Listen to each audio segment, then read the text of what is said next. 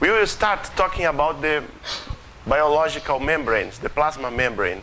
Since the most primitive organism that we have in Earth, and comparing with the more specialized cells, we have the plasma membrane.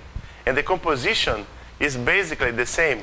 It is made by lipids, proteins, glycoconjugates. And these kind of molecules are the first one that I would like to introduce you as important molecules in cell signaling. And the presence or not of some of them can indicate that that organism is in good health or is not in good health. So it is an easy tool, an easy approach to investigate at the cell level, at the cellular level, if something is going wrong with your organism. So this image shows the plasma membrane with its composition, and this is a very important structure because it's not only the place where you will find some bioactive molecules that plays important roles in cell physiology, but also this is the part of the cell that tests the environment, okay?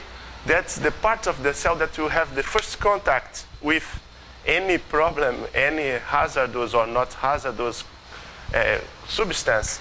And so this kind of structure, the plasma membrane, needs to translate what's happening outside to give an answer inside and to make that cell survive upon a not good situation.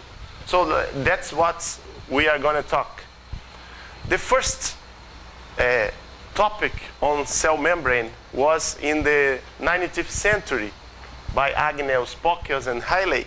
And this was the first report showing that the plasma membrane is a lipid-based structure, okay?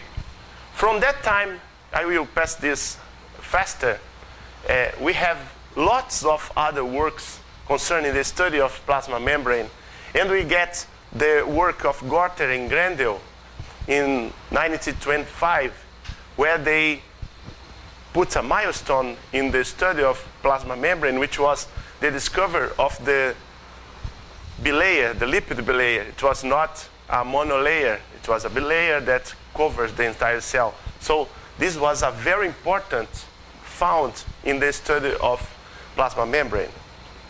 At this point, till the work of Singer and Nicholson in 1970, the plasma membrane was seen as something rigid, something, a barrier, simply a barrier that puts inside the cell things that were from that environment and leaves outside the cell things from that other environment. So it was a very, very solid and rigid structure, not with so many capacity to interact with molecules, with some other kind of features. But Singer and Nicholson, they told that the plasma membrane is not solid anymore. It is a fluid, say a mosaic fluid, where the components are able to migrate through the entire plasma membrane. And so proteins that are in the membrane can find other proteins and start complex signaling networks that culminates with cell responses, okay? In that scale, we see that the model is currently being improved because there are some areas of the plasma membrane that do not mix with the other areas, as we're going to see.